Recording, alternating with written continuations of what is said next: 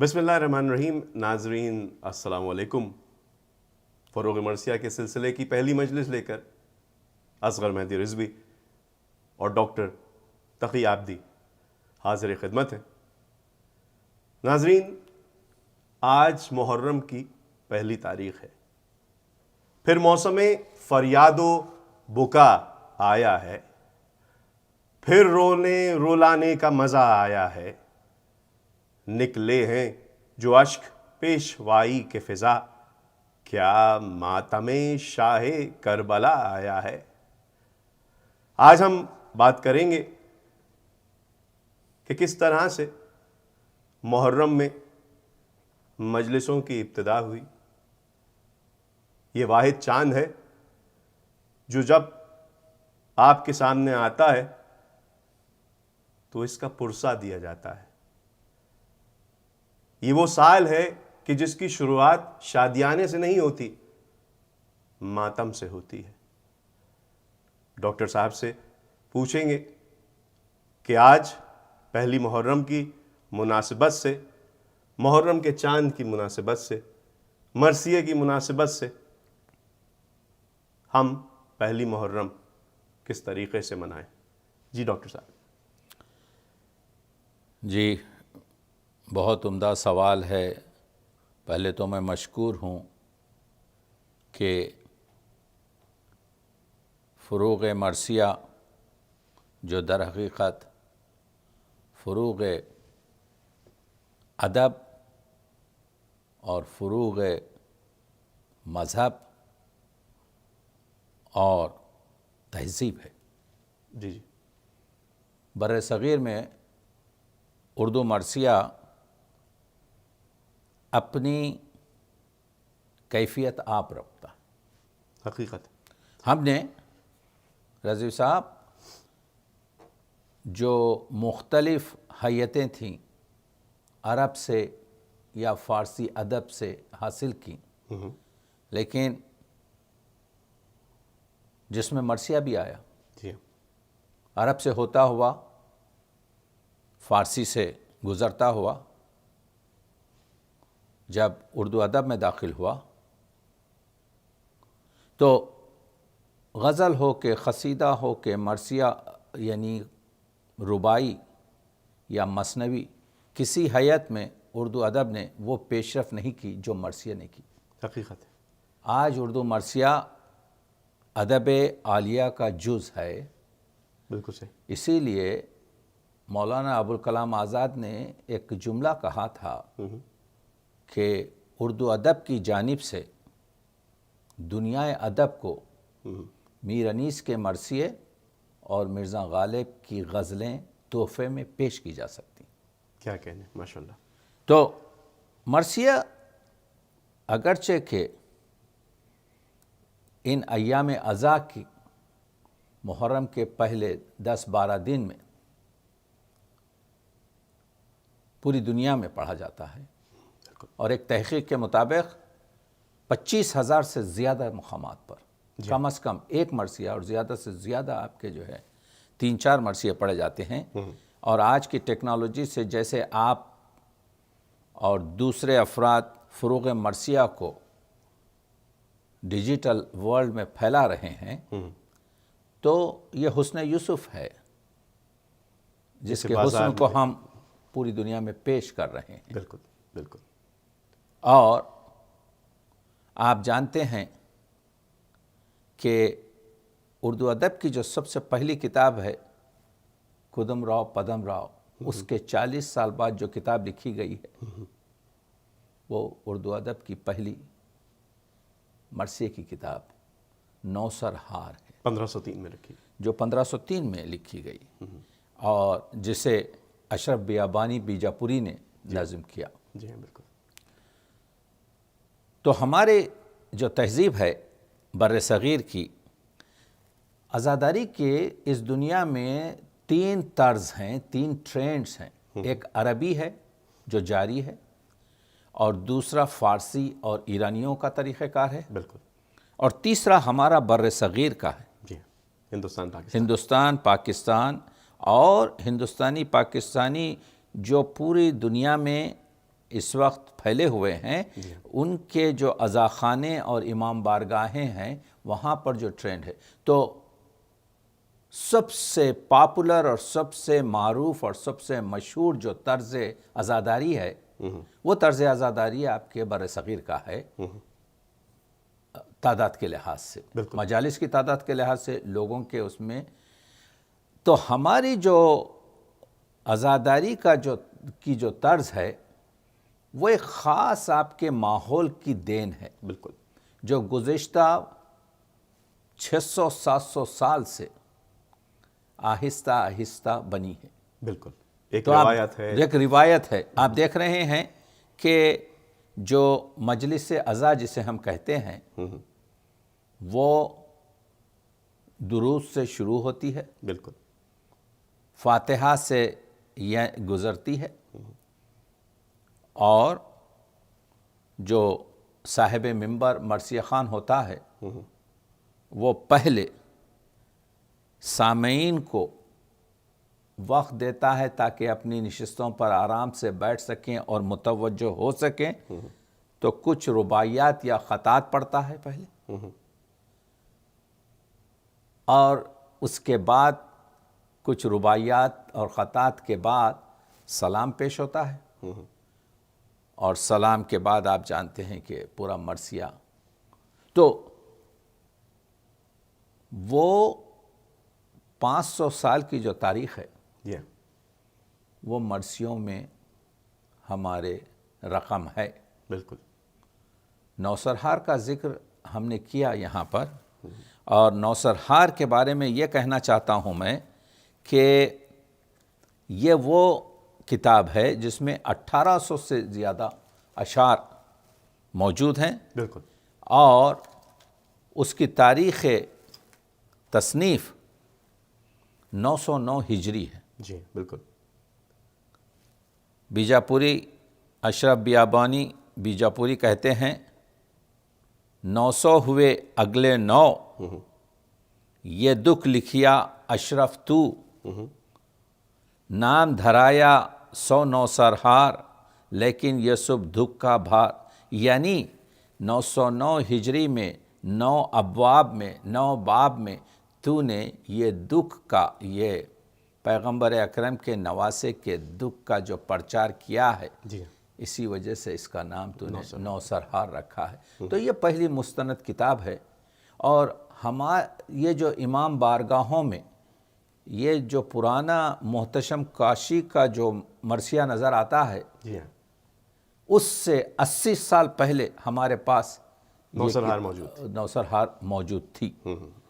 تو عزاداری جو ہے بلا تفریق مذہب و ملت بر صغیر میں عوام سے جڑی ہوئی. بالکل صحیح کہا. اہل ہنود بھی، مسیحی بھی بر صغیر کے عزاداری میں حصہ لیتے ہیں کسی نہ کسی طریقے سے. حقیقت. اور آپ جانتے ہیں کہ ایک پورا قبیلہ بھی ہے جس کو کہتے ہیں حسینی برہمن. جی ہاں، جن کے پاس ایک خاص طریقے سے آپ کے جو ہے عزاداری منائی جاتی ہے. ان کی بھی اپنی ایک تاریخ ہے، ان کی بھی اپنی ایک روایت ہے. بے شک وہی قبیلہ ہے کہ جو امام حسین کی نصرت کے لیے تاریخ کے حساب سے کربلا کی طرف روانہ ہوا تھا، مگر جب پہنچا تو امام حسین کی شہادت ہو چکی تھی. تو یہاں پر ایک اندازے کے مطابق 15 سے 20% جو اردو شاعری ہے وہ رسائی ادب میں موجود ہے اس وقت. یعنی مرثیے کی شکل میں، سلام کی شکل میں، نوحوں کی شکل میں، رباعیوں کی شکل میں. اور یہ عجیب چیز ہے کہ ہمارے جو مرثیہ نگار شعراء ہوئے ہیں انہوں نے اردو ادب میں بڑی عمدہ رباعیات لکھی ہیں اور بہت اچھی تاریخ گوئی کی ہے. بالکل. تو تاریخ گوئی کی جو صنعت ہے یا رباعی گوئی کی جو حیت ہے، اس میں جو روشنی اور رونق ہے وہ بھی آپ کے مرثیہ نگاروں کی وجہ سے ہے. جی بالکل، کیونکہ میڈیا کا تو دور تھا نہیں پچھلا دور، تو اس میں ظاہری بات ہے داستان گوئی کے بعد جو واقعہ کربلا مرثیے میں آ کے لوگوں کے سامنے پیش کیا گیا، اس سے ایک نئی روایت قائم ہوئی جی جو مجلسوں میں ذاکرین نے ممبر سے بیان کی یا مرثیہ خان نے ممبر سے بیان کی، اس سے جتنی ترویج عزاداری کی بر صغیر میں ہوئی، میرے خیال میں نہیں سمجھتا کہ ایران میں یا عرب میں وہ سلسلہ رہا. کیا آپ یہ سمجھتے ہیں کہ بات صحیح؟ بر صغیر کا مسئلہ یہ ہے کہ جیسے ہر شخص نے، یعنی عامی سے لے کر عالم تک، گدا سے لے کر شاہ تک، ایک طریقے سے پوری طریقے سے آپ کے انوالو تھا عزاداری میں، حصہ لیتا تھا. وہ وہاں کی تہذیب کا حصہ بن چکی تھی، جس کی وجہ سے آپ دیکھ رہے ہیں پہلے، یعنی نوسرہار تو اپنی جگہ تھی جو لوکل زبان پرانی دکنی میں ہے، لیکن جو وہاں پر مجالسیں پڑھی جاتی تھیں وہ ایران کی فارسی کی لکھی ہوئی روضۃ الشہداء، جی ہاں بالکل، وائز کی، وائز شاعری کی جو کتاب تھی، تو اس میں مجالس تھیں. اسی سے کئی ترجمے ہوئے مثنوی کی شکل میں، نثری شکل میں، اور آپ کے دوسری حیتوں میں 10 مجلس، 12 مجالس، اور اس کی مشہور ترین آپ کے جو کتاب ہے کربل کتھا. جی ہاں کربل کتھا. کربل کتھا ایک ایسی کتاب ہے جو تقریباً 300 سال پرانی ہے، اور اس کا ایک واحد نسخہ یہاں پر آپ کے نیوٹن لائبریری میں تھا، جرمنی میں اشپنگر نے بھجوایا تھا، جس کو نثار احمد فاروقی نے منگوا کر اس مخطوطے کی فوٹو کاپی آپ کے اس کو کتابی شکل دی.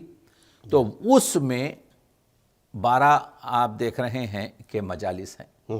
تو یہ جو بر صغیر کا جو میں طرز مسلسل کہہ رہا ہوں، اس میں بہت کچھ خوشبو اور رنگ عربی اور فارسی طرز کا ہے. بالکل. اور اسی بنا پر یہ جو ابواب بنائے گئے ہیں، جیسے 7 تاریخ کو جو 7ویں مجلس ہے حضرت قاسم سے منسلک، بالکل اسی طریقے سے 8 تاریخ کی جو مجلس ہے وہ حضرت عباس سے، 9 تاریخ کی جو مجلس ہے وہ حضرت علی اکبر سے، اور اسی طریقے سے اس کے بعد کی جو مجلس ہے حضرت علی اصغر سے، اور آخری جو ہے عصر عاشور کی مجلس مضبوط ہے وہ امام حسین علیہ السلام سے. تو یہ جو طریقہ کار ہے، یعنی محرم کے عشرے کی تقسیم جو ہے، وہ بھی ہم کو گزشتہ 400-500 سال میں انہی طریقوں سے ہمیں ملی ہے. بالکل. اور تو آپ دیکھ رہے ہیں کہ اس میں صرف کسی خاص فرقے کا دخل نہیں ہے. یہ جو عاشور نامہ ہے روشن علی کا، ان کا تعلق بھی آپ کے جو فرقہ امامیہ سے نہیں تھا. اسی طریقے سے جو اشرف بیابانی کی جو نوسرہار ہے، تو مختلف، یا کربل کتھا جو ہے وہ کیونکہ خود شاعر تھے فضل علی فضلی، جی ہاں، اور ان کے بھائی بھی بڑے اچھے شاعر تھے، ان لوگوں نے بہت ہی خوبصورت قسم کی آپ کے جو ہے مجالس لکھی ہیں. اس میں فضائل بھی ہیں، اس میں مصائب بھی ہیں.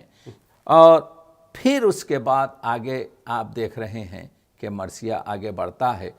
تو قدیم اردو زبان یا دکنی زبان میں آپ کو رسائی جو مرثیہ نوحے کی شکل میں ہو یا سلام کی شکل میں ہو یا آپ کے دوسری حیت کی شکل میں ہو، کبھی مثلث لکھا گیا، کبھی مربع لکھا گیا، کبھی مخمس لکھا گیا، کبھی مثنوی کی شکل میں لکھا گیا، کبھی ترجیع اور ترکیب بند کی شکل میں لکھا گیا. لیکن اس کے بعد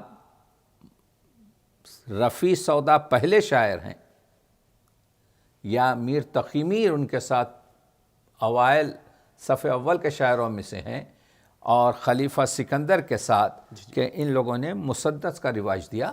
جی ہاں بالکل. اس کے بعد میر مظفر ضمیر نے اس بنیاد پر وہ ساختمان آپ کے جو ہے تعمیر کی، جو آج ہم ٹرینڈ کر رہے ہیں. اسی وجہ سے میر ضمیر نے کہا تھا، 10 میں کہوں 100 میں کہوں یہ درد ہے میرا، جو بھی کہے اس طرز میں شاگرد ہے میرا. تو وہ شاگردی جو آج حاصل ہوئی ہے کہ میر ضمیر نے آپ کے جو ہے کس طریقے سے آپ کے مرثیے کو، تو مرثیے کی داستان تو طولانی ہے جیسا آپ نے کہا، لیکن مرثیے کو جو آج ادب عالیہ میں مرثیہ ہے، اسی وجہ سے کہ جو ادب ٹی ایس ایلیٹ کہتا ہے جس ادب میں ادب عالیہ ہوتا ہے وہ ادب سقوط نہیں کرتا، بالکل یعنی وہ زبان بولی نہیں بن سکتی۔ تو مرثیہ جب تک رہے گا، جب تک کہ غالب کی غزلیں، میر انیس کے مرثیے اور میر حسن کی آپ کے مثنویات اور اعلیٰ کیفیات کی جو نظمیں ہمارے اردو ادب میں رہیں گی، اردو ادب اپنی جگہ باقی رہے گا۔ اس لیے مرثیے کا تحفظ اردو ادب کا تحفظ ہے، مرثیے کی آپ کی نگہبانی اردو ادب کی نگہبانی ہے۔ یہ اور چیز ہے کہ مرثیہ جو کہتے ہیں لفظ بھی چست ہوں، ہاں مضمون بھی عالی ہوئے، مرثیہ درد کی باتوں سے نہ خالی ہوئے۔ تو مرثیہ درد کی بات ہے، مرثیہ آپ کے جذبات نگاری کی بات ہے۔ مرثیہ شاعری کیا ہے رضوی صاحب؟ شاعری جو ہے جذبات کی جو صفحوں پر آپ جو شاعر اپنے قلبی واردات کو، خارجی مشاہدات اور تجربات کو حل کر کر دل کے علاوہ سے پکا کر بھیجتا ہے، صفحے قرطاس پر بکھیرتا ہے، وہی شاعری ہے۔ تو آسان لفظوں میں جذبات نگاری کا نام شاعری ہے۔ اور سب سے بڑا جذبہ آپ جانتے ہیں کہ ناٹیہ شاستر میں بھرت منی نے بتایا ہے کہ ہمارے پاس 8 جو رس یا جذبات ہیں، غصہ، غم، خوشی، حیرت، تو اس میں سب سے اہم جو جذبہ ہے وہ جذبہ غم ہے۔ اور جذبہ غم کو جو چیز آپ کے پیش کرتی ہے وہ مرثیہ ہے۔ تو مرثیہ قصیدہ جیسے زندہ لوگوں کی آپ کی مدح سرائی ہے، قصیدہ جو لوگ گزر چکے ہیں، جو مر چکے ہیں، ان کی صفات اور ان کی جو کارنامے ہیں اور ان کی مدح سرائی ہے۔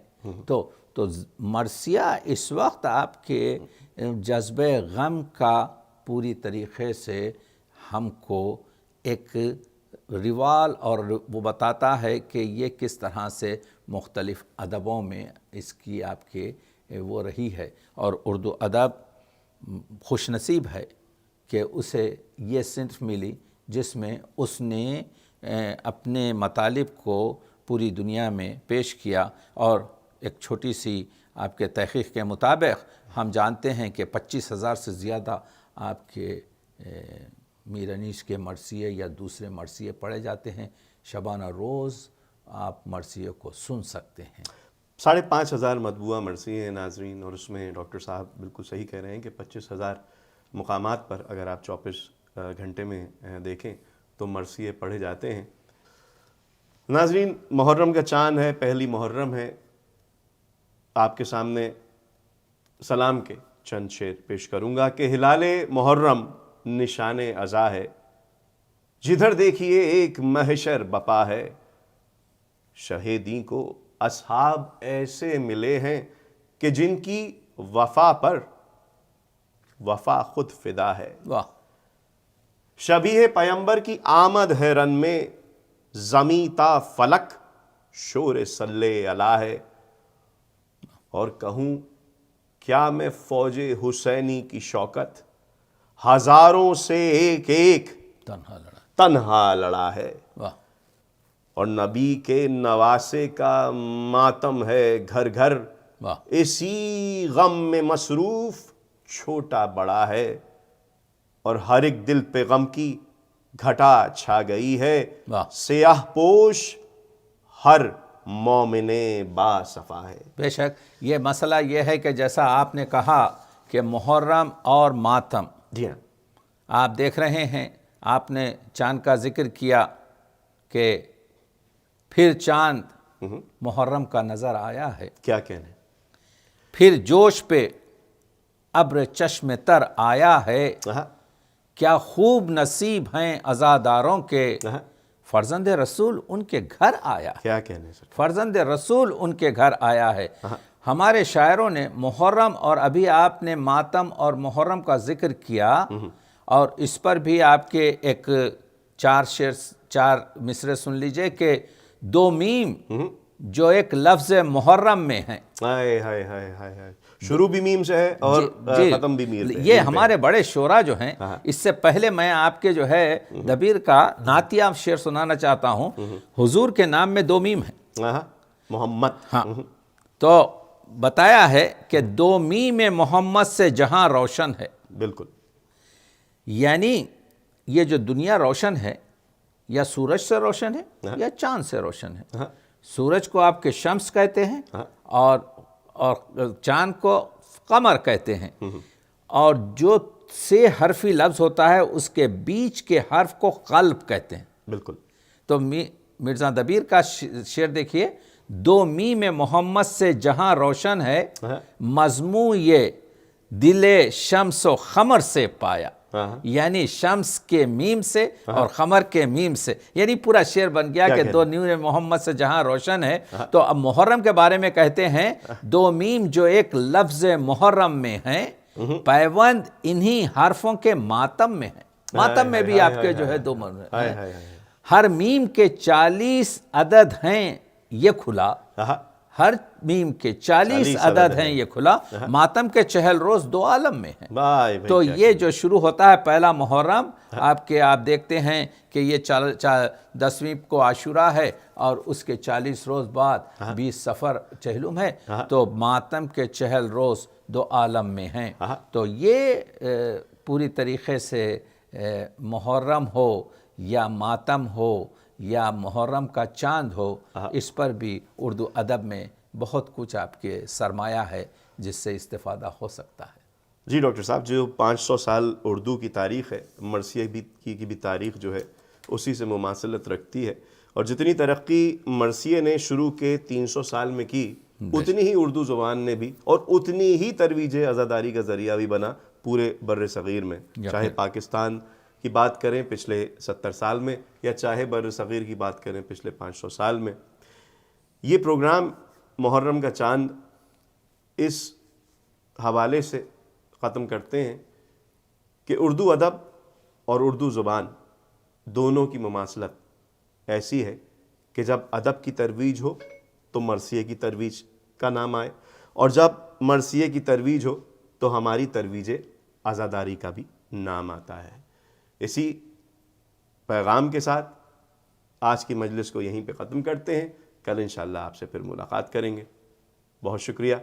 خدا حافظ. خدا حافظ.